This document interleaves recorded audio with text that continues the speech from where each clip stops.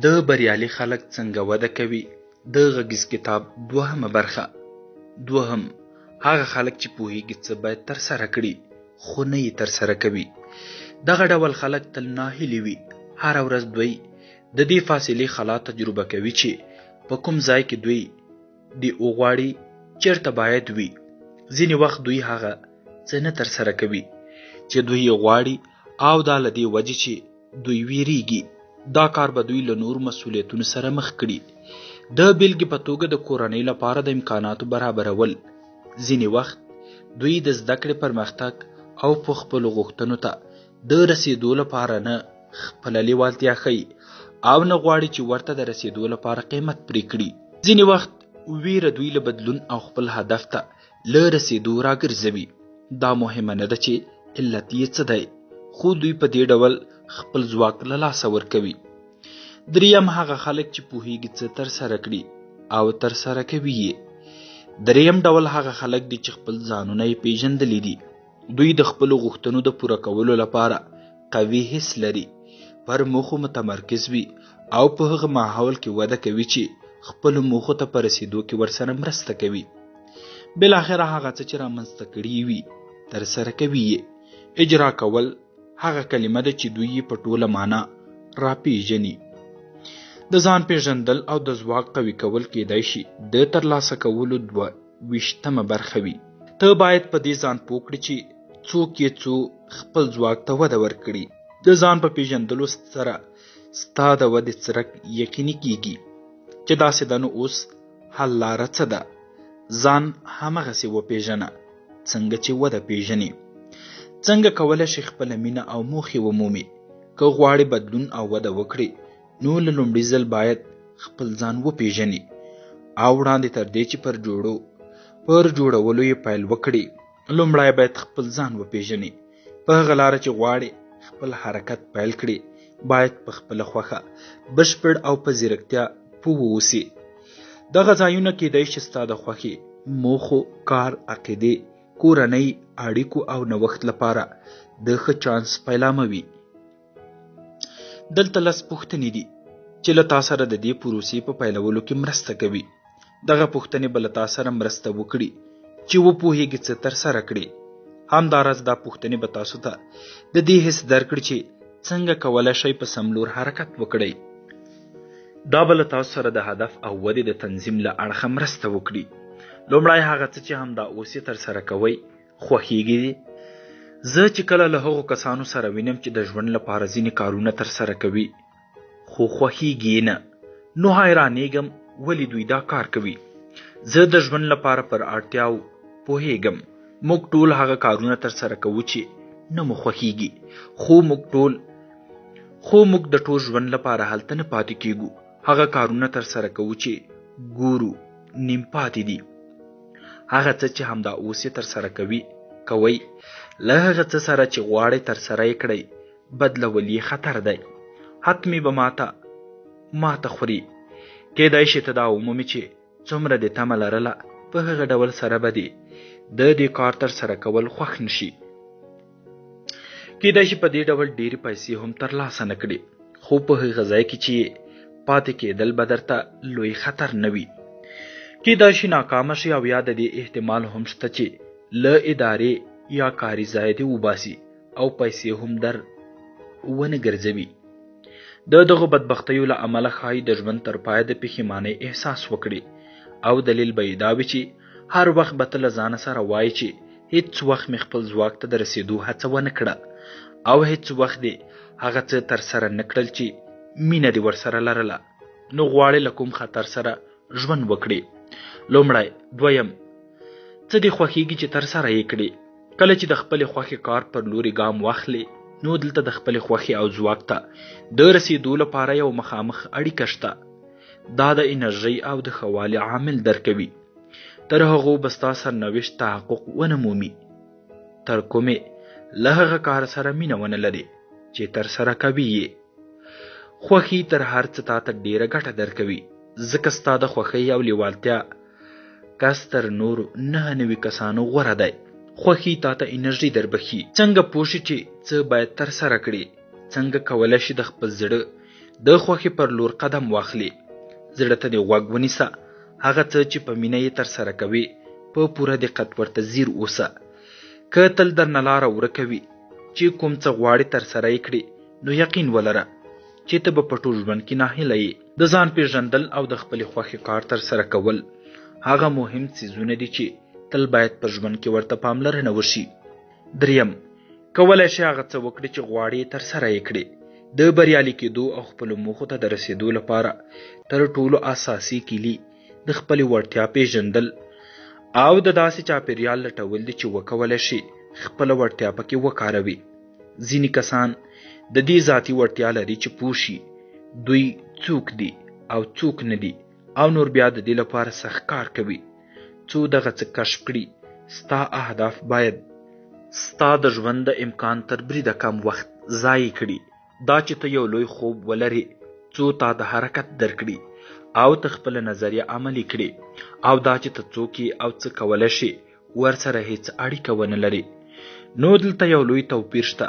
که ستا مینه له شته وړتیا سره برابره شوه، نو ته باید د پوهېدو په برخه کې مختلف شاخصونه ولري. دا چې څه غواړي او څه کولی شي د دې ترمنځ باید شته توپیر په دقت اندازه کړي. غواړي څه پر مخ یوسې، څه دې راضي کوي او ارزښت دې څه دی. کولی شي په دغو توپیرونو برلاسی شي. 4. پوهېږي ولې غواړي هغه څه ترسره کړي چې ستا خوښیږي. زه باور لرم تر دې چې څه غواړي ترسره یې کړي، دا ترې ډیره مهمه ده چې ولې غواړي ترسره یې کړي. دا مې ځکه وویل چې دا انګیزه بخښونکې موضوع ده.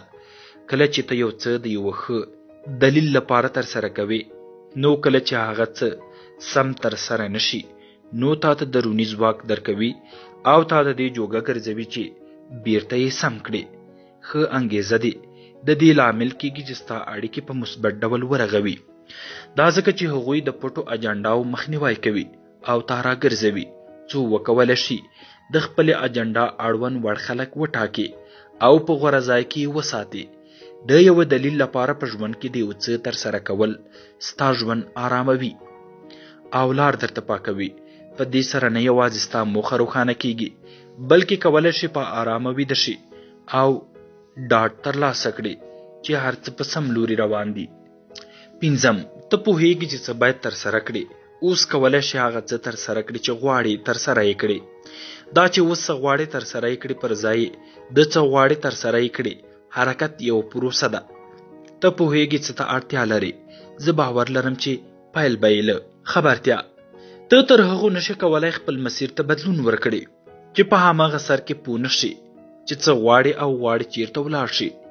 ځینې وخت پر دې فکر وکړه او خپل وخت پر دې مصرف کړه چې ته اوس چیرته یې او په کوم موقف کې. که داسې نه وي، نو اوس چې ته غواړې چیرته ولاړ شي، باید د خپلې خوښې موقف ته د رسېدو لپاره په هره مرحله کې ټول څه له ځانه سره ولیکې. دا کار به د دې لامل شي چې ته وکولی شي هغه څه محسوس شي. آیا دا به په ډاډمن ډول سم ګامونه وي؟ ښایي سم وي یا نه وي، خو په ډاډمن ډول تر هغو پرې نشي پوهېدای تر کوم وخت پورې چې د مخ په وړاندې حرکت نه وي پیل کړی. عمل که خپل کار پیل نه کړې، نو ګټونکی کېدای نشي. هغه خلک چې په دې نړۍ کې مخ پر وړاندې ځي، دوی هغه څوک دي چې د ځان لپاره یو ځانګړی چاپېریال جوړول غواړي. که دوی ونشي کولی چې پیدا یې کړي، نو یې حتمي جوړوي. دا په دې معنا چې دوی لاس په کار کیږي، یا په بله معنا چې دوی هره ورځ یو داسې کار ترسره کوي څو خپل هدف ته یو ګام ورنږدې شي. که دوی په بشپړه معنا هره ورځ خپلو دغو کارونو ته دوام ورکړي، نو هر بریالیتوب ته نږدې کېدل د ترسره کړي کار ترلاسه شوې میوه ده. مسؤلیت د مسؤلیت په ګډون یو څو شیان شته چې کولی شي یو شخص په چټکتیا سره پر مخ بوځي. یوه لاره دا ده چې ته کولی شي خپل اهداف عام کړي. کله چې ته خلکو ته ووایې چې د یو شي د ترلاسه کولو په هڅه کې، نو اهداف دې پر تا فشار راوړي څو په پوره ژمنتیا پرې کار وکړي. ته کولی شي د دې وړ وګرځي چې ځینې ځانګړي کسان ستا د ودې په اړه له تا پوښتنې وکړي. دا هغه طرز العمل ته ورته دی چې تا په حرکت کې ساتي. آن ته کولی شي دغه ټول څه د مسؤلیت یوه برخه وګڼي او ټول ولیکي. جذابیت: که غواړې ته هم د وده کوونکو په کتار کې راشي نو ته باید وده وکړې. که ته خپل دې هدف ته بشپړ ژمن پاتې شي نو کولی شي نور ژمن کسان هم د ځان پر لوري جذب کړي. که ته وده وکړې نو ته کولی شي هغه کسان د ځان پر لور راکاږي چې وده کوي.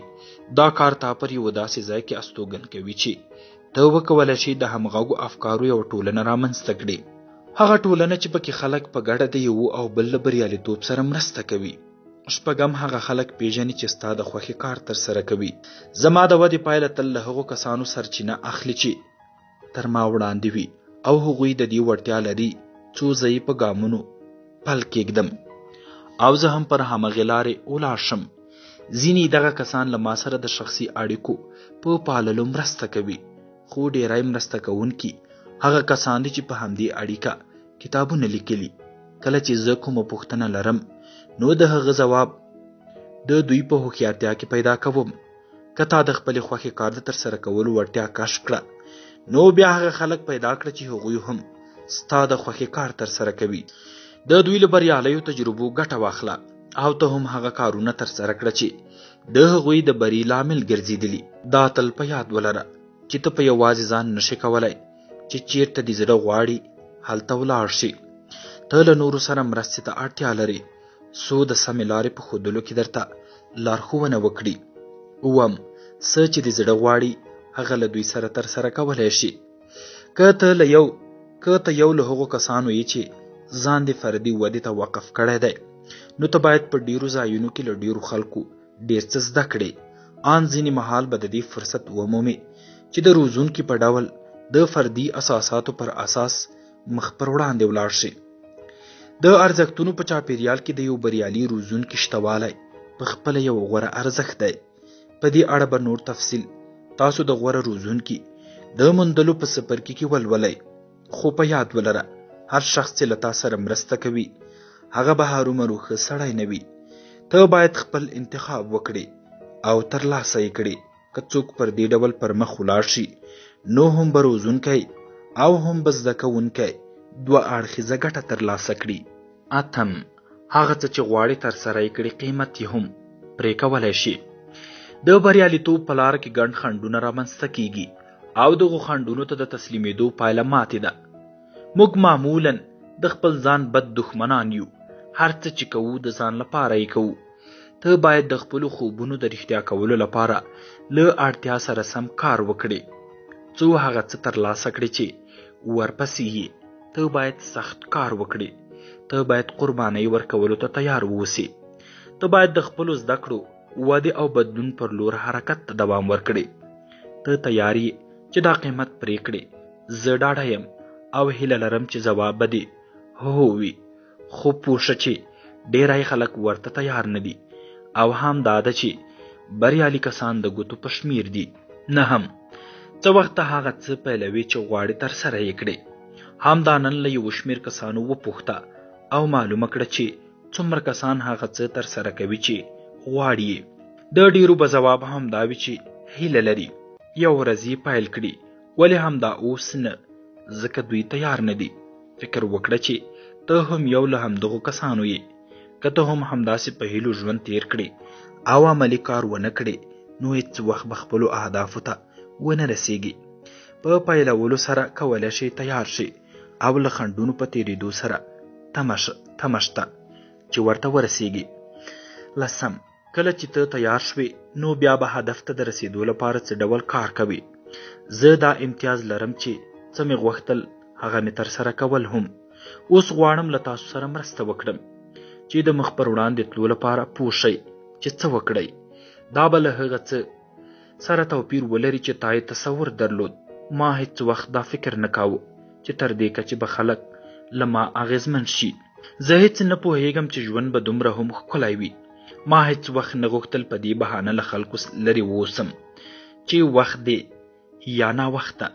همداراز ما هیڅکله هم دا وړاندوینه نه کوله چې خلک له ما څومره تمه لري او زه باید څومره څه وکړم. دا به ډیره سخته وي چې هیڅکله دې هم په دې اړه تصور نه وي کړی. زه نه پوهیږم چې دا اغېز خندلو لپاره به څومره وخت ته اړتیا وي.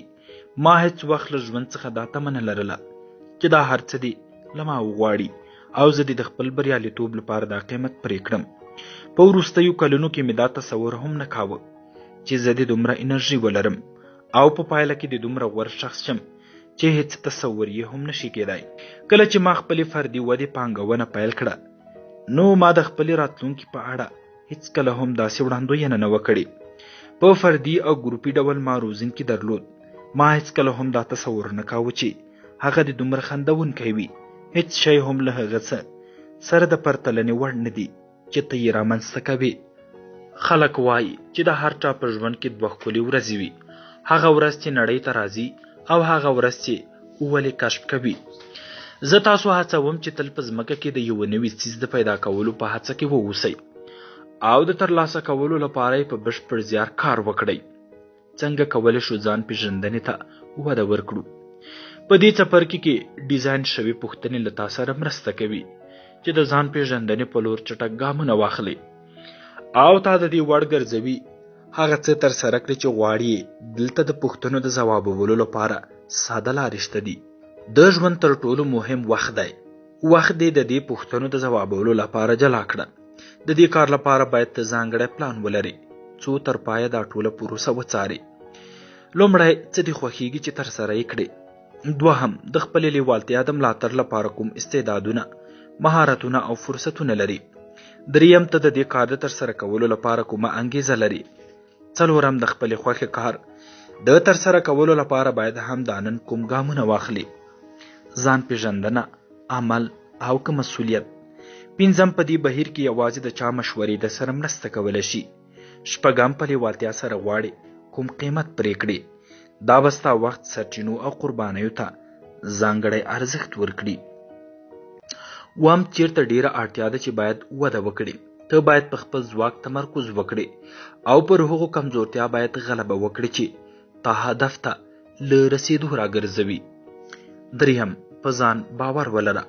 ته باید په ځان کې ارزښت وویني چې ځان ته ارزښت ورکړي. زه په دې باور لرم چې ټول خلک په ځان کې د بریالیتوب تخم یا زړی لري.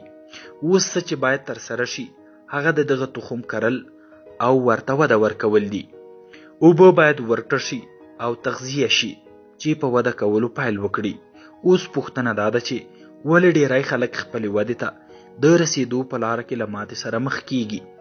زه یې تر ټولو اساسي لامل په ځان د باور نه لرل بولم. ډیری کسان په ځان باور نه لري او د همدې خلاله وجې وده نه کوي. دوی د ودې د کرلو او پاللو لپاره 100 هکټاره ځمکه لري خو تر اوسه یې پکې هیڅ هم نه دي کرلی. دا ځکه چې دوی باوري دي او ځان ته یې په دې ټکي قناعت ورکړی چې وړتیا یې نه لري. دوی مات شوي او له وړاندې ماتې منلې. کله چې وده نشي کولی بیا تل وایي څنګه به زده کړي چې وده وکړي او په یوه حیرانوونکي څه بدل شي. په خپل نفس د باور ځواک. که ته خپل رښتینی ارزښت درک نه کړې او پرې پانګونه ونه کړې نو ته به هیڅ وخت مناسب ځای پیدا نه کړې. څو د خپل ځواک د ودې هڅه پکې وکړي. په خپل نفس د باور زیاتېدا لپاره لاندې کرښې باید په نظر کې ونیول شي. په خپل نفس باور د شخص د چلند تر ټولو مهمه کلي ده. ډیری وخت زه له ملګري زیګلار اورم چې وایي دا بیخي امکان نه لري چې موږ له خپل ځان سره متفاوت چلند وکړو. که تل د ځان په اړه منفي فکر ولرو نو ډیر کم به مثبت کارونه وکړای شو. که ته په دې باور لري چې بې ارزښته یې نو نشي کولی ځان ته ارزښت ورکړي. پر ځان بې باوري دې پر ودې سیوری غوړوي. که لیوالتیا دې 10 سلنه وي او پر ځان باور دې 15 سلنه وي نو ته هیڅ وخت نشي کولی د 10 سلنې په اندازه یو څه ترسره کړي. ته د 15 سلنه یا تر دې هم کم هغه کار کولی شي چې غواړي ترسره یې کړي. خلک به هیڅ وخت په دې ونه توانیږي چې خپل ځان له خپل تصوره پورته وګڼي. هغه ارزښت چې موږ یې د ځان لپاره ټاکو معمولا هغه ارزښت دی چې نور یې زموږ لپاره ټاکي. زه په دې خواشینه یم چې وایم ډیری خلک خپل ژوند د نورو په باور تیروي. دا ځکه چې دوی د نورو د هغه ارزښت هومره دي چې دوی ته قائل دي. که نور خلک له ده دا تمه ولري چې هیڅ دې هم نه کوي نو دی هم له ځانه د یو څه ترسره کولو تمه پرې کوي. د دې کار د مخنیوي لپاره به غوره وي چې له هغسې کسانو سره ناسته ولاړه وکړئ چې ستا پر وړتیا باور ولري.